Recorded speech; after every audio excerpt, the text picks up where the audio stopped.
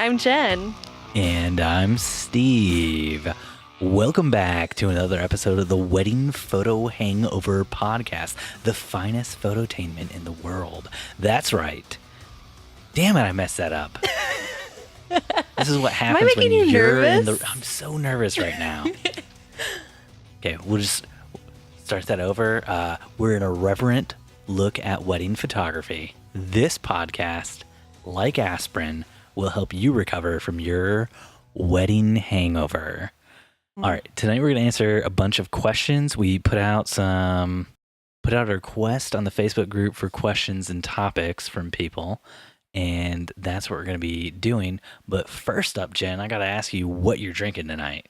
Well, Jen, did you finish your drink? I've already finished it. I wasn't thinking. I am the guest at the wedding who, when they call out toast, I lift up my glass awkwardly with it empty, much higher than everyone else so that they can see that it's empty. What I feel like right now. I am drinking absolutely nothing because I already finished my glass of wine. What were you drinking, Jennifer? I am going to get a lot of judgment from the winos out there, but I am drinking Oliver apple pie, bringing in that fall a few days early. I think I talked about drinking Oliver apple pie in the last episode, so I think you're cool. Oh, really? Yeah. I haven't listened to it yet. If the winos, this is because I haven't edited it yet or sent it out yet. That's how things are happening right now. Dustin and I recorded on Monday night. We were supposed to record again tonight, and because of scheduling snafus, we're unable to.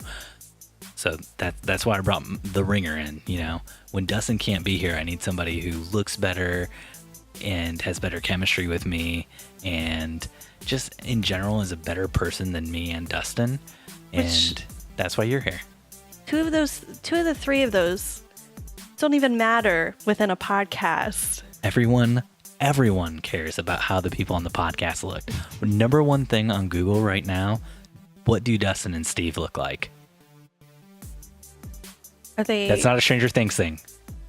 Don't watch Stranger Things. This has nothing to do with Stranger Things. No.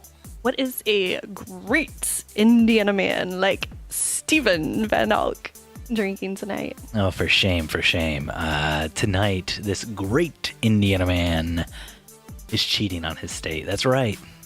All the way from Comstock, Michigan, I've got Bells Two-Hearted Ale. Oh, that just warms your heart, doesn't it? Oh, it does warm my heart. I do love my Michigan beers.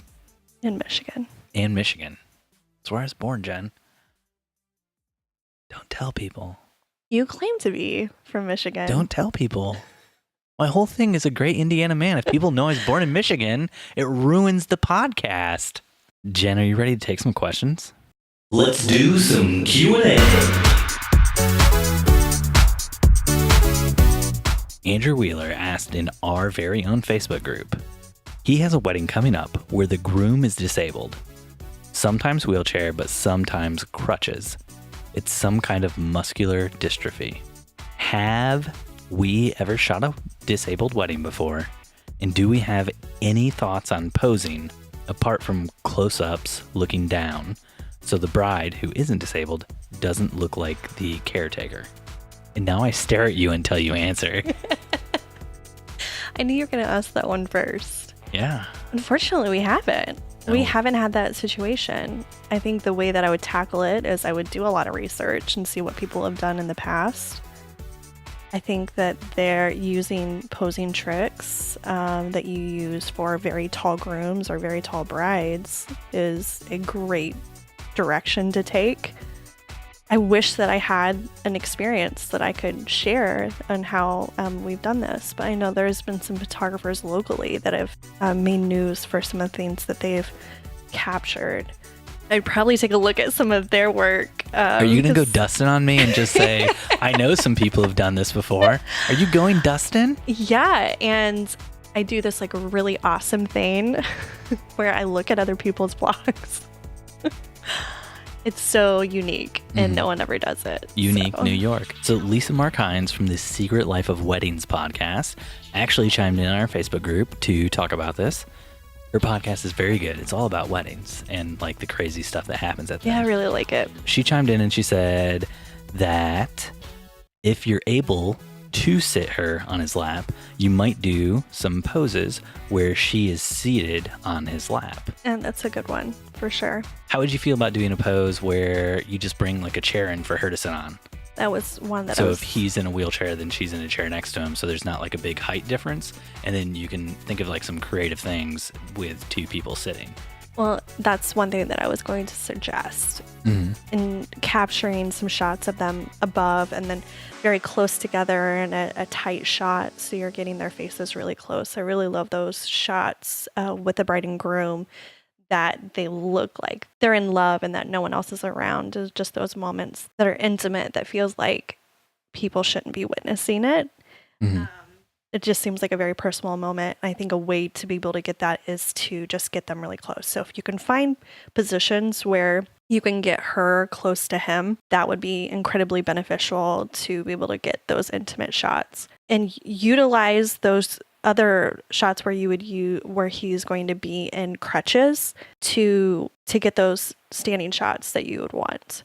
Just make sure to use those standing poses sparingly, because for time reasons and for the fact that you're not really sure how long he can use the crutches unless you've had a shoot with him before. So I would have some ideas in mind that you can just capture very quickly so that you can move back into those sitting shots that you would typically do with a bride and groom. This is also from Lisa from the Secret Life of Wedding podcast. She also said you could pick a spot on the ground if the bride doesn't mind sitting in her dress, and then you could have them both sitting on the ground.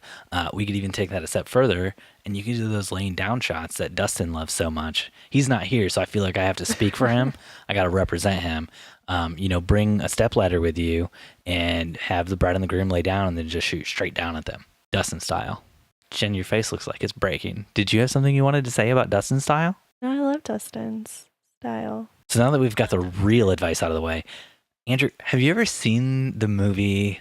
And I know this might sound weird because it is a little known movie. I don't know that many people have heard of this one, but it's got Don Cheadle in it, and it also has Robert Downey Jr. It's just a tiny little movie called Iron Man. I think I've heard of it before. Yeah, and there's like a more recent one with Chris Evans and Sebastian Stan called Captain America: Civil War. In that one, Don Cheadle's character, he actually breaks his back and he can't walk. And so then in the next movie, Avengers: Infinity War, he's actually walking with the help of like machine prostheses. Andrew, have you thought about building a machine prosthesis for this groom to help him walk throughout the entire day? No, too insensitive. Did I go too far? Andrew, have you thought about turning him into a transformer? I'm not the right person to do this podcast with. Oh, gosh. Now that I've made my wife feel super uncomfortable, let's move on to the next one. Jesse Spielman from our very own Facebook group asks, how do you feel when a bride sends you her wedding timeline and it goes way too far in depth? Jesse says, I don't need to know what time the bride does her yoga the day before the wedding. How do you deal with this, Jen? Oh my goodness. Just a little parting of the kimono here, a little peek behind the curtains that are the kimono, which, oh gosh, this is real gross. That's my body. That's my body behind the, ugh. Sorry, everyone. With our business, Jen is the one who handles almost all of the scheduling that goes on. Even with my own separate business, Jen still handles most of the scheduling and stuff with that as well. And what am I wearing right now? Jen's actually currently wearing a kimono. She's very angry with me. So crazy thing, I've actually had a 4-page itinerary sent to me where the bride was doing yoga the day before the wedding. Maybe that's just the new trend. Is that the new trend? I thought the way you were going to go with that was crazy thing. The bride's actually parted the kimono for me before.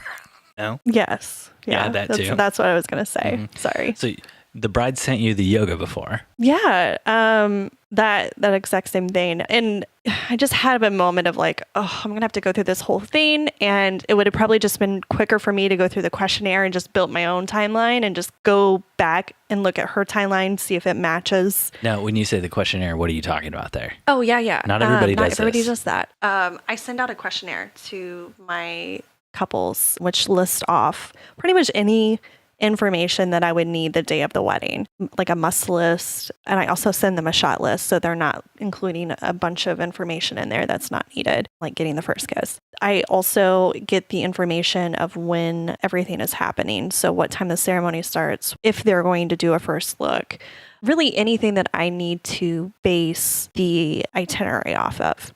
So once they fill out the questionnaire, I'll put together an itinerary for photography, just to have enough information to send the bride to let her know, or a groom to know that how long photography is going to take. Now that I completely and totally derailed you by getting you to explain what a questionnaire is and to talk about how you build a timeline based on the timeline. questionnaire. Why are we doing this at 11? Yeah. Okay. We're doing it at 11 because it brings the giggles out of you, sweetheart, and I love it so much. Getting Sweetie, sweetums. You don't ever talk to me like that, so I don't understand why you're talking to me like this now. Okay, so a long-winded itinerary. I think one thing to consider is that this is the itinerary that they're sending to everyone. So there are going to be people that need all that information, like the parents, family members, wedding party. To expect them to create an itinerary for just you or just a DJ or just the florist would, I think, be asking for too much. I think it's just as easy for us. We only have one task concerning the itinerary, and that's finding enough time to get all the photos that we need. So I think just take it with a grain of salt. And now you say that, but I think you know what I'm thinking, which is the person who sends you an itinerary, which includes yoga times for the day before, is the kind of person who's kind of like thinking, maybe if I just send them the itinerary with the yoga times the day before, maybe she'll show up and do some pictures at yoga too. I've actually had the mom ask if I wanted to do yoga with them. Do yoga with them, not take photos of them doing yoga? Yeah, well, maybe they were thinking, well, maybe she'll bring her camera. We can get some yoga photos. Maybe I'll invite my friend who's a photographer to this wedding and they'll bring their camera. How many times does that happen? Let's be honest. Yoga with me. That never happens to us. We've made it very clear to all of our friends we don't come to their weddings unless they hire us. Well, I don't think that's true at all. We don't say, hey, you hire us, we don't come. It's just that a lot of times we're booked, so we're not able to capture the wedding. But you cannot schedule. The only way that they guarantee that we're there is if they book us. That's the thing. Unless they're close family or they're really close family members, close friends, then we can be there. You can't send out an invite to your wedding to somebody who works in the wedding industry like 6 months to 3 months before the wedding and expect them to be able to show up because most of them are booked. Yeah. That's the problem when you work in the wedding industry. People don't seem to understand that. They're like, why can't you just take the day off? And it's like, I don't get days off. I work all the time. Maybe this hasn't happened to you as often as it has to me, because as far as our family goes, they didn't even know you were a photographer until you started shooting your own wedding. Nobody knows I'm a photographer. Every time I post photos to my Facebook or other like social media places where like my friends and family are, I get comments on it. That's a great picture, Jen. On my timeline. Your mom's best friend said to me that your photos are really beautiful. I see them on Steve's Instagram. I don't know who shoots them. I assume they're you. And I'm like, yep, it's me. I am the one that shoots all of the photos. Which one of my mom's bitchy friends said that? Which one, Jen? No, we're names. done. This is over. No, I just laughed and I said, more than likely Steve captured them. But thank you. I'll take the compliment. I used to get that all the time when I had my own video production company, and the office that I worked out of, the guy who like managed the entire office space would always come up to me and tell me those were great photos that my wife took. Even when it was like still frames I pulled from a video that he watched me shoot, he would still compliment you because he's like, oh, Jen's the one who does photo in that family. It's like I was literally at that point in time shooting with you every single weekend, and well, let's get back minor to frustration. Sorry. We'll get back to what Jesse was talking about. So no, I was going to say that when we go to places like events or family gatherings, people will come up to me and say, "Where's your camera?" I know it's Christmas. Where's your camera? That's it. Seriously. That's usually, where's your camera? I brought all of the nieces and nephews. You're a nurse. Did you bring all of your material? Did you bring needles for everyone to give everyone a vaccine? No. Are you giving everyone flu shots today? Where's your flu shots? It's Christmas. Everyone needs to stay safe. Everyone does need to stay safe, and if you haven't got a flu shot already, this is just Jen and I talking to you. We want you to know, get protected. Get that flu shot. The flu is killing people every year. Every year the flu kills people. The flu is very bad. What is Help me. What is the more you know, like... There's like a star and it shoots and it's like, yeah.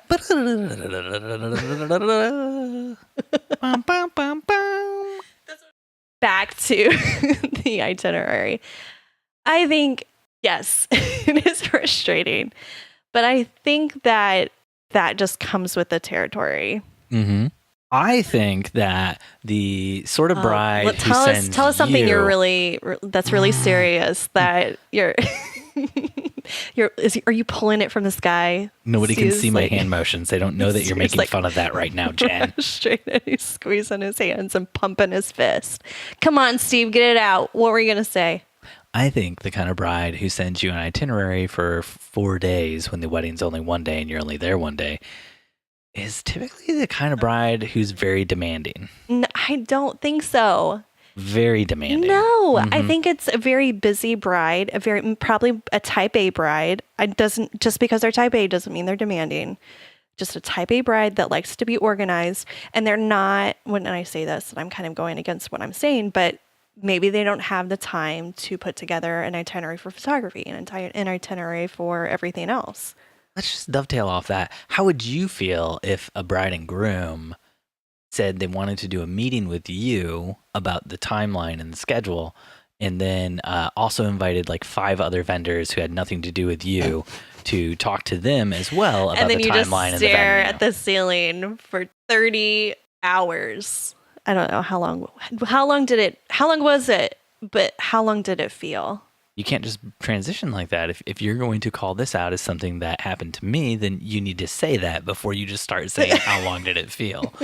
Because everybody who's listening has no idea what just happened. This is the reason why this is not a good idea, because we are pretty much the same person by now and are for the most part, on the same wavelength. So what we're getting at is I was invited to a meeting, and the meeting was with the event coordinator, the planner, the florist or the baker, not certain which one, the caterer, and the DJ. And they wanted to talk to all those people to coordinate things like where the tables were going to be and stuff like that.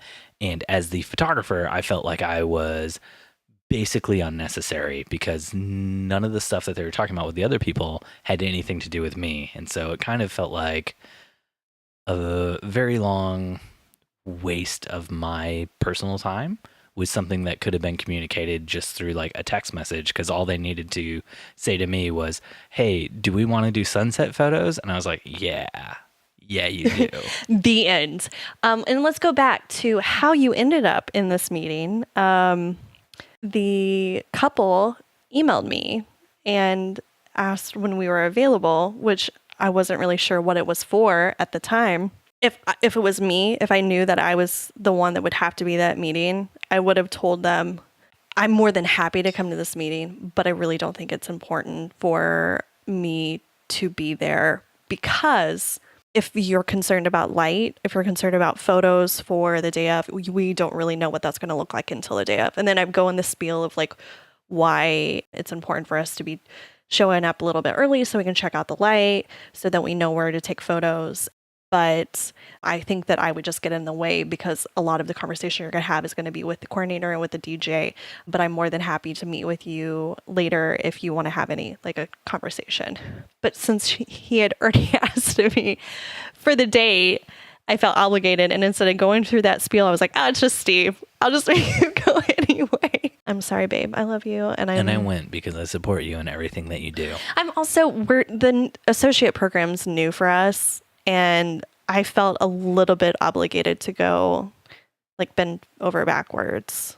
And when I mean I bend over backwards, I mean Steve. Send my husband to the meeting so that I didn't have to go. Yep. Jen, do you want to take another question? This one comes from Marissa Court. Have you ever been in a creative rut and feel that the work you're producing is crap? If so, what do? I've had some recent negative feedback on a senior and family session I've done, and now I'm feeling incapable of producing great work. I still have 2.5 months left of my wedding season, and I'm nervous my work will be affected. Need to do something to jumpstart the creativity again. First off, before we get into anything else, Marissa, checked out your work. Your work is awesome. And whoever these people are who are saying that, you didn't do a good job, who are giving you negative feedback, don't let that affect you because you are great and you're an awesome person. And you're going to go forth and shoot many, many, many, many, many more great photos. So don't sweat this too much. I think you've hit the nail on the head, Steve. I think that creatives, with it being an expression of who we are, we really take offense to people not liking our work. The way that I try to view it is music genres. There's different types of music genres, and some of them I don't personally like. I'm not a huge fan of country, but don't get me wrong, there are people who are talented in the country genre. I'm just do not make that face because there are people. Nobody can see my face to know that I'm making a face. I knew you were going to say something though. Like it's impossible for you to make that face without saying something. So no, something really crappy about country music. I knew you were like making words with your mouth and then sound was going to come out. I knew you were going to say something. So I stopped you right there. And she knows all my mouth face sounds. Yeah. So with that, when there are people who have used me as their photographer and the outcome did not meet expectations, I try to look at it as their style, their music is different than what I'm portraying and what I'm putting out. And that's okay. And of course, we want to please our client. We want them to be happy. And there are other ways to do that. If you want to do a reshoot, if it really just bothers you, you want to be able to produce a work that's going to be something that they can use. But you cannot please everyone. We run a job or we run a business, and to have 100% satisfaction. Stop. It's like the wine's starting to kick in. Gratis satisfaction it's impossible. That does not exist in the business world. So don't let that get you down. There are many other people who absolutely love what you do, and they can't imagine anyone else capturing a special moment in their life. So with that, to get out of that rut, first, you need to just forget about that shoot. Just say, okay, that happened. I'm going to learn from it. And this is actually we're going to see the silver lining from that situation. And we're going to create even better work. Silver lining's magic playbook. Yes. And the magic playbook is Bradley Cooper and Jennifer Lawrence. You're going to shoot them next. A movie. I don't think magic is in the title of that movie. I think it's just Silver Linings Playbook. Yes. I think in my mind, I was thinking like Silver Linings Magic Mike Playbook. No, the Magic Playbook is the Silver sequel. Silver Linings Magic Mike XXL Playbook. Yes, the sequel. Yeah, the squeakquel with the chipmunks. Now back to what you were saying to Marissa. So the thing that I would recommend you doing is finding someone who inspires you, whether it be another artist, another photographer, a musician, someone who gives you those feels that makes you want to create something great. There are a few photographers out there that anytime I feel like I'm in a rut, I'll just go through their stuff and just see the amazing work that they're doing. One of them, Sue Bryce. I love going through her stuff. She's like a what she calls a glamour photographer. So she does a lot of portraits, but they're Portraits? No, not porn. Oh my gosh. It can be sometimes like glorified boudoir sessions, or it can be just these beautiful artistic portraits. And it's not really what I do, but I find a lot of inspiration from her work. Jonas Peterson, who's also from Australia, he is a travel wedding photographer. He does a lot of destination weddings. And oh my gosh, if you like photojournalistic work, he is just a great inspiration because he just captures it through just a very unique eye. But also, I get really inspired by movies. Steve and I did a Wes Anderson shoot a couple years ago, and that was purely because I did feel like I was in a rut and I wanted something to express a different part of me. And so I incorporated the wedding type photography and incorporated it in a way that was inspirational from or inspired by Wes Anderson. And so considering like taking on different things or taking on different ideas from different art forms can really change the way that you approach your photography. I keep trying to get Dustin to talk with me about like who influences us in the photography world, and he never will talk to me about that. So I'm glad you transitioned into that. Who inspires you, Steve? My favorite photographer in the entire world, and most of you will hear this name and be like, I didn't think this person was a photographer. It is Adam Goldberg. I think he does. I love his stuff. Some of the most creative work that I've ever seen. Does a lot of double exposures, but he was also like really big on Vine when that came out. When Meerkat / Periscope came out, he was big on those too. He's just frequently experimenting and trying new things. He shoots with like film cameras, and he does a ton of like double exposures, and he posts a ton of those to his Instagram feed, and I love them so much. So very much. If you heard Adam Goldberg and you were like, what?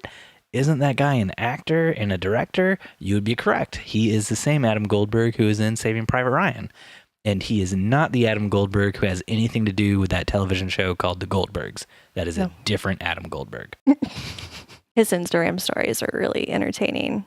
Anytime those pop up in my feed, I think that's really one of the only. Well, he talks about a lot of the issues that are important to me, like possibly having irritable bowel syndrome and possibly finding the best restrooms anywhere that he goes.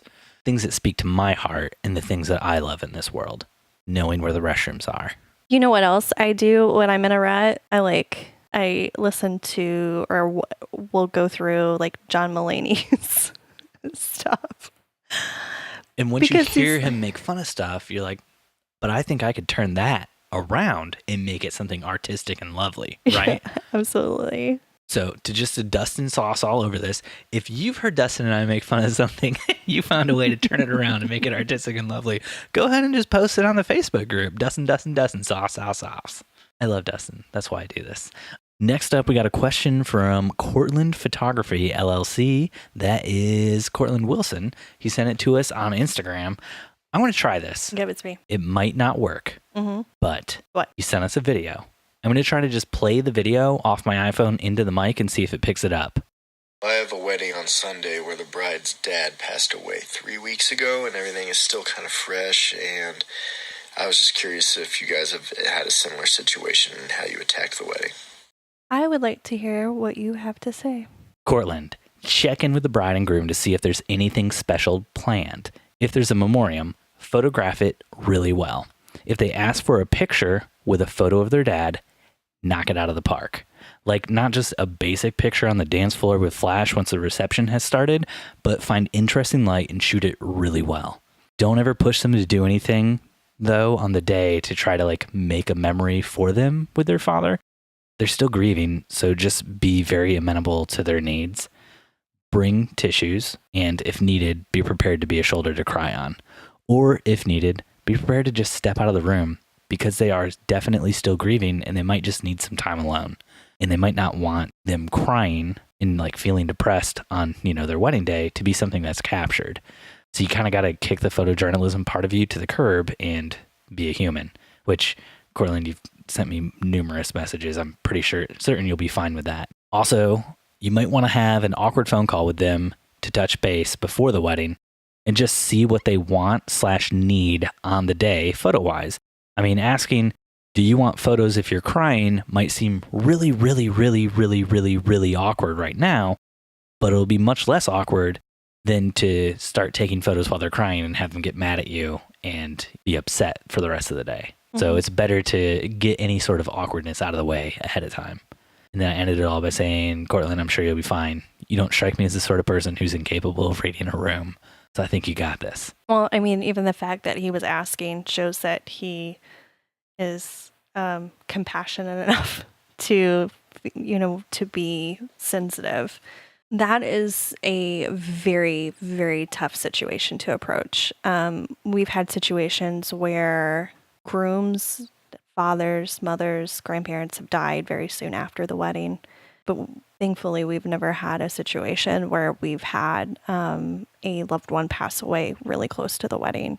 It's going to be a very uncomfortable conversation to have on the phone.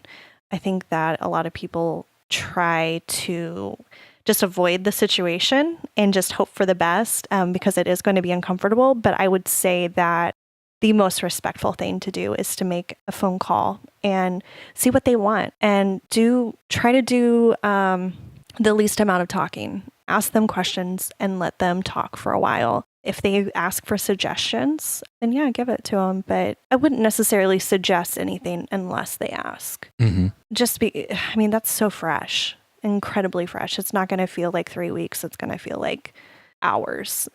They've lost a loved one. Especially on the wedding day. My dad passed away 2 years before Jen and I got married.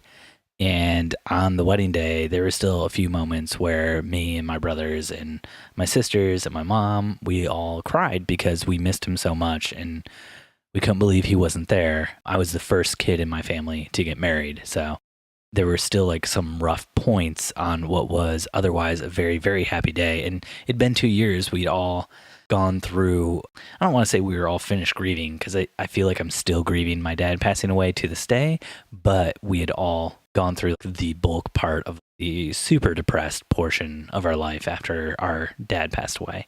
Real-time update from Cortland. Just got off a FaceTime meeting with her. We're good. Thumbs up emoji. I told her even though I'm there to document the day, please let me know if I need to hold off on anything. And she was very thankful. Smiley face emoji. The smiley face with the red cheeks, like kind of blushing a little bit. Thumbs up emoji. I said, awesome. And then Cortland sent me a picture of a Tommyknocker Blood Orange IPA and then a photo of that or a video of that being poured into a Hofbrauhaus mug. And I said, I have several of those Hofbrauhaus mugs. And they take up so much space. Got it. Jen, next up, we have a call-in from Carl Osmond from the Facebook group. Do you want to hear it? Yeah, pick it up. He left a voice message. We're not picking it up. But you said a call. Wait, what? Are we talking to real people right now? I'm just joking. Just play the call, the voicemail. No, I walked straight into that. I deserve everything I've gotten from you. Can I play the audio now? Are you going to start saying the F word to me? Are you going to start F-bombing all over the place? No, Jennifer, I would never do that to anyone. Oh, really? Anyone. Are you ready? Hi, Stephen and Dustin. It's Carl Osmond from the Facebook group. Stephen Van Elk asked me to talk about the XT-3. One of the reasons why I might go for this camera is because it's got the 4K 60 dual card slots, unlike the Nikon and Canon mirrorless cameras. Haven't shot the XT3 yet. I've got the XT2.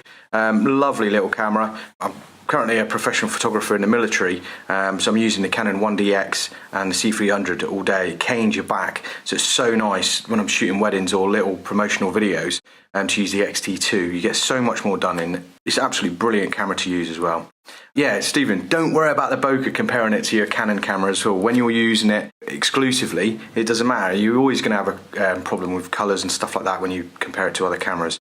P.S. Don't use Lightroom. It's not for professionals. Use Capture One. See you guys. Keep up the good work. Is he a promoter for Capture One? Carl, are you a promoter for Capture One? Carl? Are you still on the line? He hung up. Wow. Oh, it's probably like really early. He probably has to get to work. Probably. Jen, do you want to take a question from the Wait, Facebook are we groups? gonna? Okay, And Carl just he called in to give us his opinions on the Fuji line. Dustin and I don't shoot Fuji. You don't shoot Fuji. Well, okay, but shouldn't you like Thank Carl?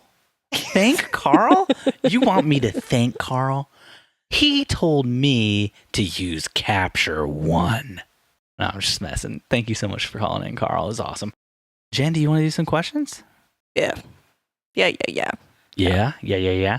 All right. These come from random Facebook groups, from Reddit, from Yahoo, not from our Facebook group. We would never treat our dear, good listeners the way we treat these people. So, first up, Colin from the Facebook groups. The family gave me a boutonniere on the wedding day. What am I supposed to do with this? I'm the photographer. Has anyone else been given a boutonniere or a corsage while shooting? Dustin never laughs. Dustin just looks at me like I'm an idiot. Well, how big is his screen? He's probably like... It's very big. It's bigger than my screen. He just doesn't find you funny. Probably because you just make fun of him all the time. Oh, it's probably because he's just over there the whole time thinking about how his screen's so much bigger than my screen. A lot of screen envy going on. I doubt that. Jen, have you ever been given a boutonniere or corsage? You know, now that I'm doing the things I do to Dustin to you, I realize how much I hate myself. Oh, good. Oh, we're learning. Jen, have you ever been given a boutonniere or corsage while you're shooting? Oh my gosh, I can't believe I'm responding to this right now. You have? No, I can't believe by the way that you're asking. I can't believe I'm even giving you a response. No, you're gonna do what I did to Dustin a few weeks ago and just stare at. Oh, I guess I've missed a couple episodes. And how am I supposed to know when someone's staring? This is an audio, Steven. People can't see. I left in a blank spot in the audio for a few seconds so people would get the drift. Did you extend that? Because there's a lot of things I've heard you've added in. Maybe put a couple bleeps in there to make it sound like. I don't exaggerate anything, Jen. Oh. Except my screen size. Except for everything. Okay. No. And seriously, Jen, I was given a boutonniere 2 weeks ago at a wedding we were shooting together. Wait, what? Yeah. Wait, to put on someone else or for you to wear because you didn't wear it? It was eventually to be put on somebody else, but they pinned it on me because they knew I didn't have hands. And like, well, you'll probably see them first. Oh my gosh, that is not the same thing. Ugh. What? No, what do you think happened? Okay, this is the thing. Why are you complaining about this? You are an entitled photographer. For you to be like, I can't believe that someone would give me something. I'm a paid vendor. I am just the help. Are you trying to make fun of me? No, this is so sweet. Why wouldn't you just be like, oh my gosh, thank you so much? I mean, you don't have to say it like a Valley Girl like I just did, but you just take it, you put it on your lapel or above. Where is it? Level to the lapel? This is why I pinned the boutonnieres on the guys. But you need to tell me these things so I can, it will stay in my brains. Where are you supposed to put the boutonniere? Left lapel above the breast pocket, but the flowers should not break the top of the lapel. There you go, people. If there's leaves sticking up above the flowers, those can break the top of the lapel. Steven Van Elk. I know this doesn't happen often, and I'm just talking over the only time you're serious and actually giving some valid information. That's okay. I can cut out everything you say. No, but seriously, I don't understand why people complain when people are generous. When we find our name on the seating chart, I get excited because I'm like, they actually took the time to put our names on there. That's so sweet. And they even found us a table, even if it's a dinner table. You're going to play this game with me right across from you? You're gonna pretend like this. Okay, now tell me what. You get put on the seating chart and you're excited? If I'm put with guest, I'm like, oh no, I'm gonna have to be smiley and talkative and all I want to do is just stuff my face for the next 5 to 10 minutes. You only get 5 minutes to eat, so it's like I know. But then I feel obligated. If I'm sitting at a table, I feel obligated to say, how do you know the couple? How do you know the couple? It's more like this. Jen's like, how do you know the couple? And she's not eating. I'm like, I'm Steve the photographer. Just a mouthful of food, mouthful of cotton. And then we hear things like, oh, I can't believe the photographer is not capturing the couple eating. Oh, that's my least favorite thing in the world is when guests come up and they're like, why aren't you shooting right now? I'm like, I'm eating. Okay, but most of the time, at least recently, when we've been put on a seating chart, we've been put at an actual vendor table. Can't remember the last time we've sat with a guest. Actually, when guests come up to us and they say, I can't believe that you're eating right now, shouldn't you be working? I actually did this thing a little while ago. Lay off me, I'm starving. I just turn around and I say, I've been here for 10 hours and I do this 25 times a year. So do you really want me to not eat for an entire month out of the year? And this is where it gets really crazy because I carry a phone book the entire day just so that when Jen does this, she can just rip the phone book right in half in front of them. How many phone books have we lost? Probably about 55. You do this quite a bit. You got some beefy forearms. That's why I call you my beef babe. Beef babe? This is the worst pet name ever. Can you be my beef man then? Colin, if they gave beef you a boy? boutonniere, Beef boy. I'll be your beef boy. Fisher's. I'll be your beef baby. Don't worry about it. Colin, if they gave you a boutonniere, odds are it's because they just had one too many boutonnieres and they didn't know what to do with it and they didn't want it to go to waste. So just wear it and smile. The other reason they might have given you a boutonniere, were you in the wedding, Colin? Colin, were you supposed to be up front during the ceremony? Colin, were you one of the groomsmen? Were you not actually the photographer? Colin. Oh my gosh. Oh, this is why. Just because you have a camera doesn't mean that you're the wedding photographer. I like the idea that Colin was a groomsman and he said he could capture the wedding and he'd hire somebody else to shoot it. And then the day of was just like, nah, I'm not going to do that. I'm just going to capture the wedding. I have a very, very much darker view of the whole situation. I want to hear this darker view. Come on, lay it out for me. That he has somewhat lost his identity. And when he was asked to be a part of the wedding, as a groomsman, that is transformed into his mind to his alter ego of being a wedding photographer. And when he showed up very confused, thinking that he was the actual wedding photographer, but actually he was just a groomsman, which honestly really made the other paid photographer very angry because he was always in all of the shots. Unless it ends with murder, it's not dark enough. And then he murdered the photographer. What? No. Oh my gosh, I can't believe you did that. That's too dark, Jen. That's too dark. Why would you do that? But then she came back to life, or he. I guess it doesn't have to be a she. I'm going to say she in this situation. She was a zombie. Not Jesus with breast milk. Oh my gosh, Stephen, don't say those things. She came back to life as a zombie. Zombie Jesus. Oh my gosh. Oh, Jen. I need more wine. One more. Austin from the Facebook groups. SOS. Please someone help me. It's not healthy. I don't know the rest. Austin from the Facebook group says, SOS. How can I avoid black holes for eyes? I understand, or at least I thought I did, basic editing, shadows, curves, etc. I've tried radial filters, brushes, and levels. Nothing seems to help. First, make sure that your subject has a soul.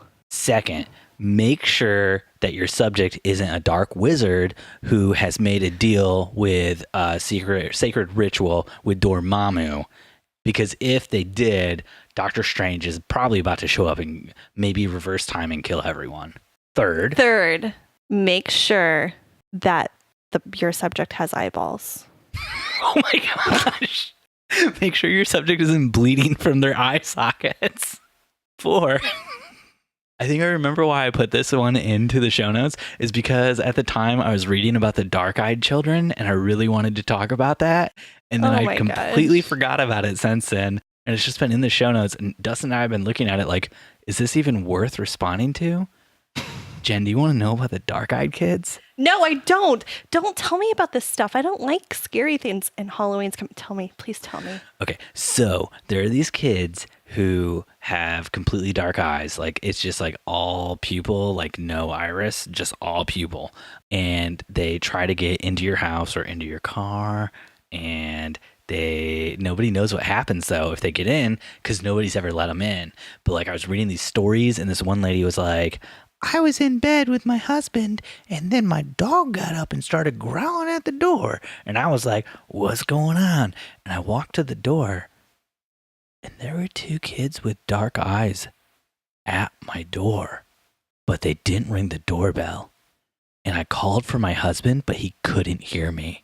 And I said to the kids, They're time travelers. I said to the kids, what do you need?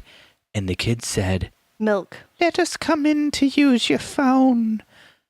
And guess what? And you're like, oh my gosh, it's 2018. I don't have a phone. Let me bring you my cell phone. And then they disappear. And she said, she's real scared. And she told them, just give me your mom's number and I'll call your mom for you. And they said, no, we need to come into your house. And she said, I'm not going to let you in my house. And then the dark-eyed kids walked down the front porch, and she went to wake up her husband, but her husband was still asleep because he doesn't wake up for anything. But she's spooked, and she looks outside, and the dark-eyed kids are standing underneath the street light. And I forgot to mention, that doesn't sound made up at all. it was Halloween. And then the dark-eyed kids walked down the road, and she went outside, and she called for her neighbor across the street to come outside. Oh, because they weren't in bed either. You can just yell. She can't yell loud enough to wake up her husband, but she can yell loud enough to wake up her neighbor to come outside. Yeah, and then then they called the cops, but Gosh, nothing this is so happened, real. and no one ever found the kids. It's like the weirdest thing. I was down a real deep dark hole, looking at slender men, looking at dark-eyed kids. How in the world did you even pull that up? And how easy would it be for Thanks me for listening to another to get on? Oh my gosh!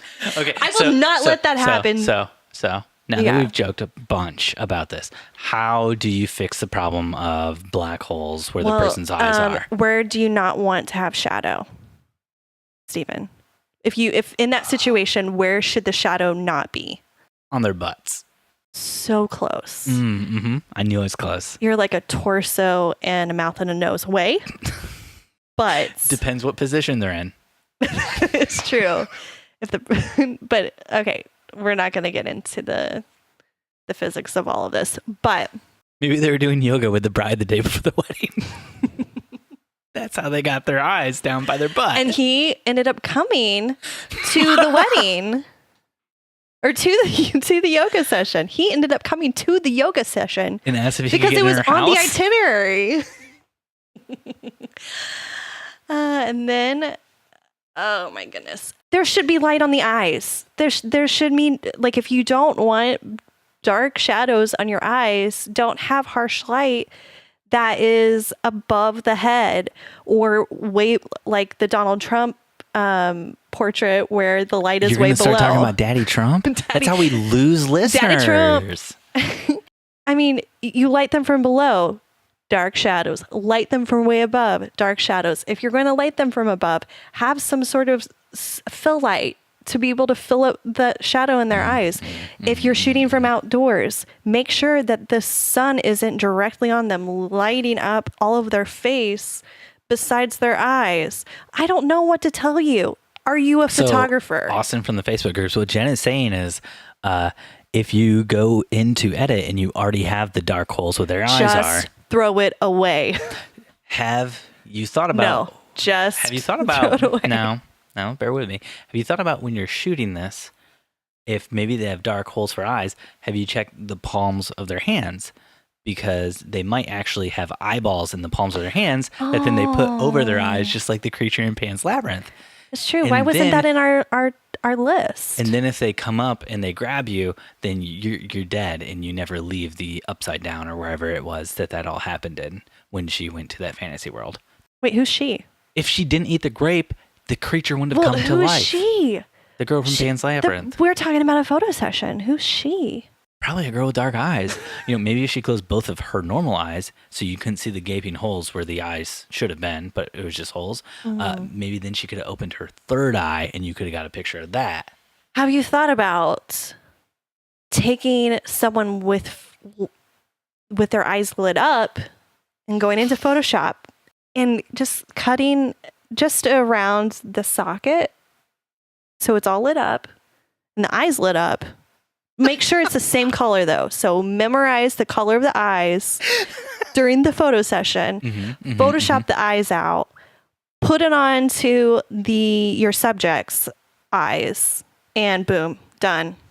And you save so much time than just actually lighting it properly. Yeah.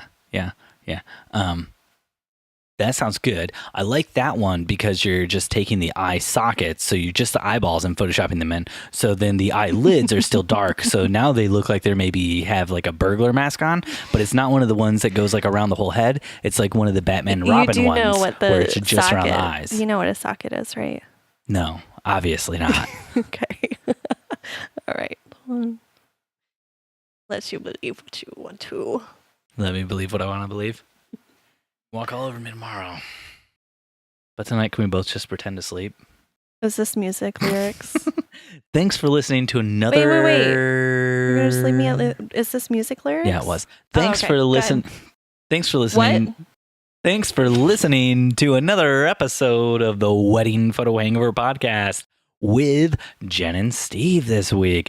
If you want to help us out, jump on iTunes and leave us a 5-star review. Nothing but the finest for the finest in phototainment. If you want to connect, you can find us on Facebook and Instagram at Wedding Photo Hangover or on Twitter at WedPicHangover. Jen is on Instagram at Jenn Van Elk Photo, and Steve is on Instagram at Steven Van Elk. If you want to get involved with the awesome community of listeners, join the Wedding Hangover Facebook group. And if you really want to make us happy, jump on over to anchor.fm/wedding photo hangover and just give like a little like 99 cents a month. Just slide it into our coffers. Just like when you slide into our DMs, just slide a little money in. If you slide money into the coffers for the Wedding Photo Hangover, we will answer all of your questions on air. And we'll be somewhat serious, semi-serious. Thanks for listening, and we'll see you next time your head is pounding, your limbs feel like dead weight, and your entire being aches for the sweet embrace of death. That's right, next Sunday, after you shoot another wedding. Bum, bum, bum. Thanks, Dustin, Jen. No, it was just taking it back. The NBC. Oh, I'm taking it back to the NBC, not doing the thing Dustin does every single time at the end of that. Is that what he does? Yes. Jen, what's up? This is the part where Dustin likes to tell me about like something he's watching on Netflix or some Hulu stuff or some other thing. You're watching The Good Place right now. What do you think of The Good Place? Good. Is it a good place for you? I don't want to ruin it for you. Have you started the episode 1, right? Right? Episode 1? No, I did not. I told you to watch it multiple times. But you haven't watched it. You started a different show. Anyway, it's crazy because it's kind of a lighthearted approach to Dante's something. Inferno? No, it is. Well, yeah, no. It has like a, oh gosh, how can I say this without giving it away? Am I in Dante's Paradiso or am I in Dante's Inferno? Or am I in Dante's Purgatory? Shoot, I don't know that one. The middle one. I will tell you what. There was a twist. Twist. I don't know. What I was trying to do some different. And Colin murdered the other photographer? Why are you taking us back to that dark place again? Colin? Listen, I totally called it, and it wasn't a surprise. So it was kind of a disappointment. Totally Everyone was like, it. "You'll never catch it. You'll never catch it." I'm like, "Oh my gosh, I know what it is." You totally called it after I told you what the twist was after I listened to Ted Danson's interview on Mark Maron's WTF podcast. Oh my gosh, you think you tell me all these things. You never told me. I caught it just like I caught Fight Club. From the very beginning, I knew what it was. Beginning. That's right. Jen knew from the very beginning when she started watching Fight Club that it was really just a penis pornography delivery system. Yeah.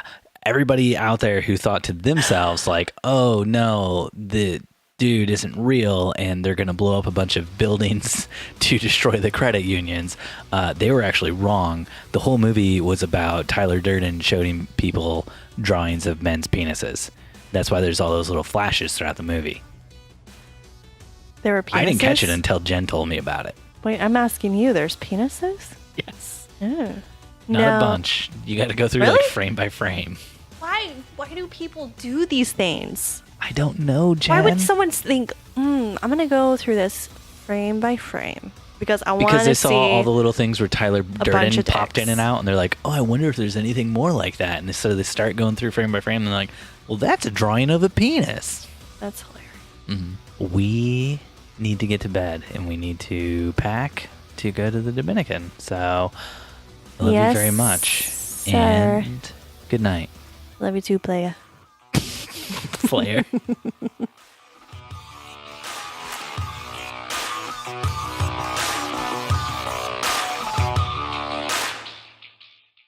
It's like I married Dustin. Did you marry? I am Dustin, Are actually. you? No. I What? am. Take that mask off. It was a very slimy mask. Okay, that's how I like it. Slimy. Yuck. Ooh, gross. Wedding Photo Hangover was edited this week by Steve Van Elk of Bespoke Tone. Go to Bespoke Tone for all of your photo, video, and audio editing needs. Woo!